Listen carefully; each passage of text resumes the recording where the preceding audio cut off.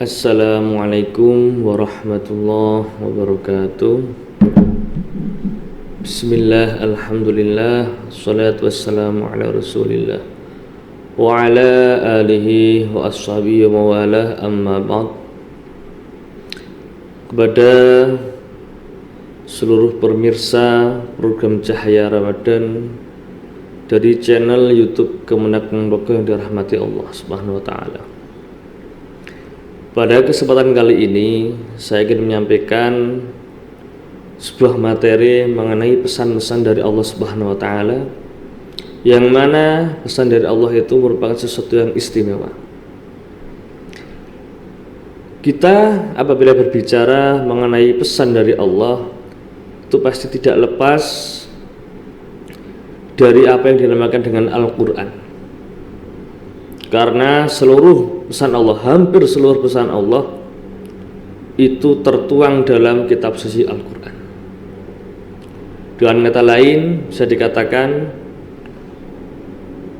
jika mulai dari surat pertama, yaitu surat Al-Fatihah, sampai dengan surat An-Nas, itu seluruh ayat yang berjumlah lebih dari 6.000 ayat itu pasti mengandung pesan yang istimewa dari Allah Subhanahu wa taala.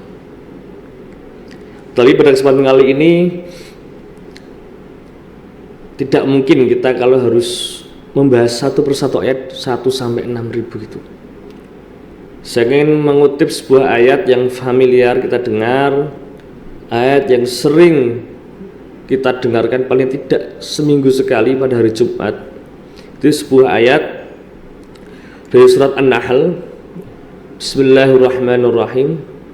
Innallaha ya'muru bil 'adli wal ihsani wa ita'i dzil qurba wa yanha 'anil fahsya'i wal munkari wal baghi ya'idzukum la'allakum tadhakkarun.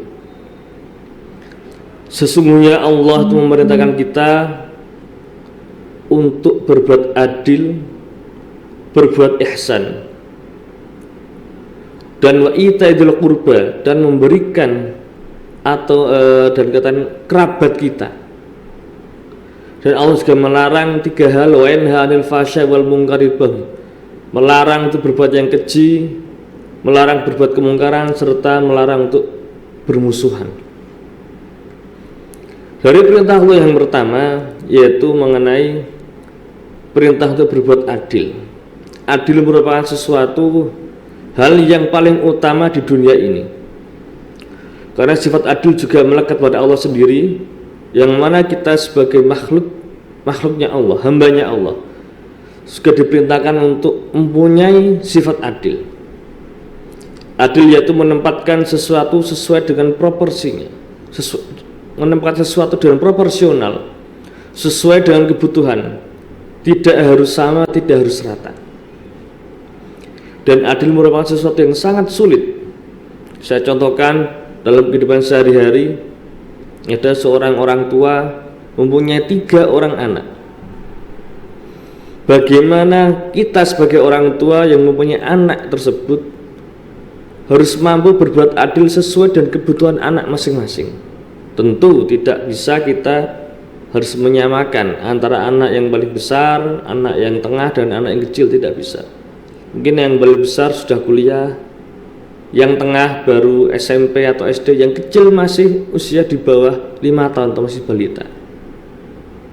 Tentu kebutuhan mereka berbeda. Tidak bisa kita samakan kebutuhan anak kuliah sama dengan yang SMP, atau anak yang masih balita kita samakan dengan kuliah. Tidak bisa.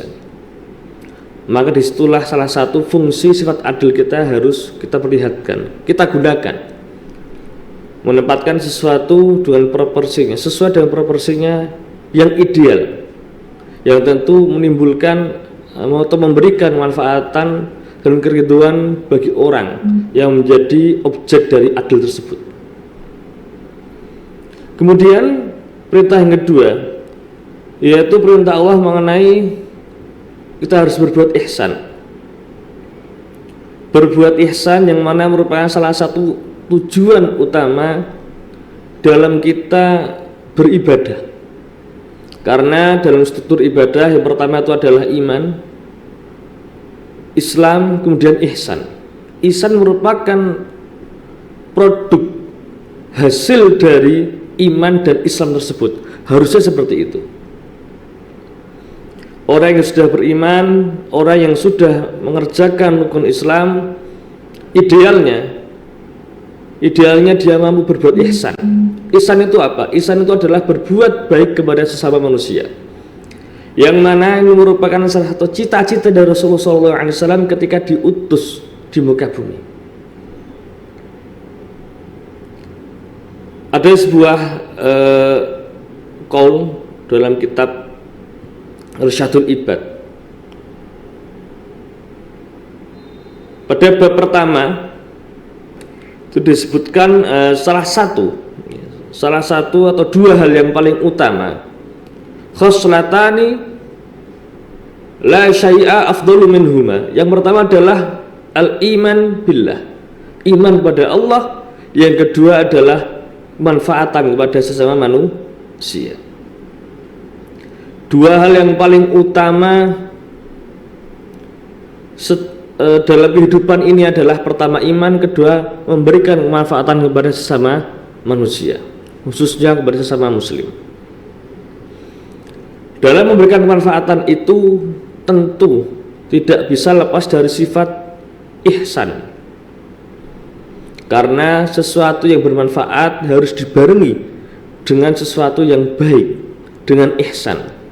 Tidak boleh tentu kita memberikan kemanfaatan tanpa dibarengi dengan sifat ihsan. Saya contohkan, seorang pedagang di pasar bertransaksi dengan pembeli. Dalam melayani seorang pembeli, pedagang pasti akan memberikan kemanfaatan. Fungsi dia sebagai seorang pedagang, dia melayani, dia memberikan penjelasan mengenai barang-barang dagangannya, memberikan harta dan sebagainya. Tetapi ada unsur penting selain memberikan kemanfaatan, itu adalah fungsi ihsan tersebut.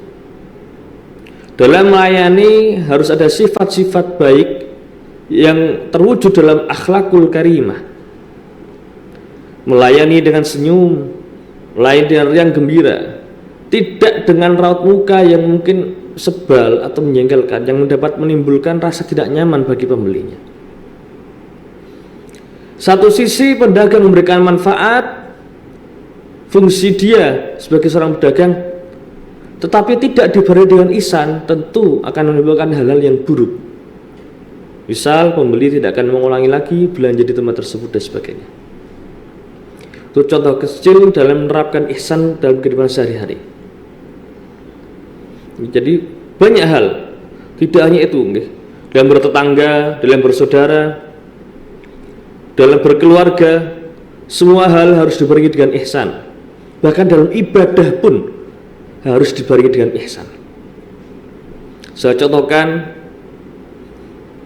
Allah memerintahkan kita untuk sholat, syaratnya adalah salah satu adalah menutup aurat.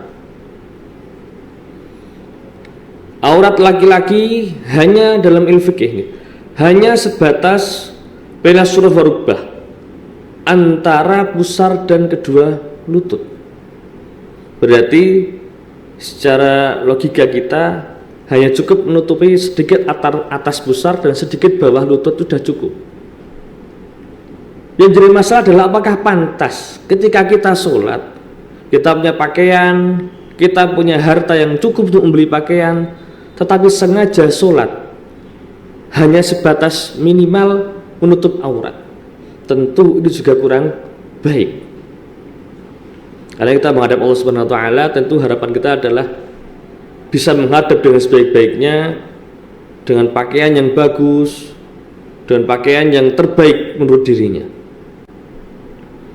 Jadi walaupun dalam ibadah pun ihsan harus kita sertakan juga. Jadi inti dari ihsan adalah kita berbuat baik terhadap sesama, tidak menimbulkan kerugian dan memberikan kemanfaatan kepada yang lain. Dan yang terakhir mengenai perintah Allah ini adalah wa ita'idil qurba. Allah memberikan perintah kepada kita agar kita memberi kepada kerabat kita. Kerabat itu apa? Kerabat itu adalah seseorang yang dekat kepada kita, baik dekat secara nasab maupun dekat secara hubungan sosial. Contoh kerabat, mungkin saudara atau mungkin tetangga, seseorang yang dekat kepada kita. Yang diutamakan adalah dekat secara nasab. Berarti di sini kita diperintahkan untuk dermawan. Untuk bahasa Jawanya adalah lomo, memberikan sebagian harta kita kepada kerabat kita yang membutuhkan. Karena salah satu bentuk sifat ihsan yang saya sampaikan tadi adalah kita harus mau memberi kepada kerabat kita. Karena dalam sosial kemanusiaan, manusia tidak bisa hidup tanpa bantuan dari manusia yang lain. Pasti membutuhkan manusia yang lain. Ya, disinilah perintah Allah tersebut dapat kita terapkan. Kita contohkan dalam bulan Ramadan, akhir bulan Ramadan ada dinamakan zakat fitrah. Zakat fitrah, salah satu yang berhak menerima zakat adalah orang yang fakir dan orang yang miskin. Yang mana dalam fikih didahulukan, yang diberikan itu merupakan orang-orang yang fakir dan miskin yang merupakan saudara kita, yang dekat dengan kita terlebih dahulu, jangan yang jauh. Ini sesuai dengan perintah Allah yang tadi, memberikan sebagian harta kita atau memberi kepada orang kerabat kita atau orang terdekat kita. Ketika kita sudah bisa memberi, mau memberi, itu merupakan bentuk ketaatan kita kepada Allah dalam rangka menjaga hubungan sosial antar umat manusia. Bisa kita bayangkan jika seluruh manusia itu ada orang yang pelit, tentu yang terjadi adalah permusuhan dan peperangan di mana-mana. Jika hal perintah Allah tadi, yang pertama ada adil, ihsan, dan memberi kepada kerabat. Kemudian ada 3 larangan yang Allah sertakan dalam ayat tersebut. Yang pertama adalah wa yanha 'anil fahsya'i wal munkari wal baghi, melarang kita untuk berbuat keji, berbuat yang jelek, yang buruk, entah dalam bentuk apapun. Yang kedua, Allah melarang kita untuk berbuat mungkar, sesuatu yang tidak sesuai dengan kaidah-kaidah kehidupan manusia maupun kaidah kehidupan sosial, bukan hanya kepada manusia tetapi juga kepada makhluk Allah atau bahkan kepada lingkungan Allah. Ini terkait dengan salah satu maqasid syariah ke-6, yaitu menjaga lingkungan. Itu wajib kita hukumnya menjaga lingkungan. Lingkungan di sini mencakup hewan, mencakup tumbuh-tumbuhan, mencakup bangunan atau apapun yang ada di sekitar kita, wajib kita jaga. Karena apa? Karena seluruh yang ada di sekitar kita itu juga hakikatnya merupakan pemberian Allah Subhanahu wa taala. Apalagi makhluk hidup, sesama makhluk hidup. Apalagi hewan-hewan yang memang tidak diperbolehkan untuk disembelih atau disiksa atau dibunuh. Kita harus hati-hati. Mungkin dalam satu waktu kita tidak sengaja menyiksa hewan, harus kita tobati. Karena apa? Mereka hewan juga mempunyai perasaan, mempunyai fungsi, mempunyai peran yang sama di lingkungan. Yang terakhir adalah kita dilarang untuk bermusuhan. Nah, ini paling penting karena manusia hakikatnya adalah makhluk yang harus saling berbuat baik terhadap sesama. Mungkin itu merupakan keterangan dari saya, penjelasan dari saya mengenai surat An-Nahl tadi. Semoga dapat memberikan manfaat bagi kita semua. Assalamualaikum warahmatullahi wabarakatuh.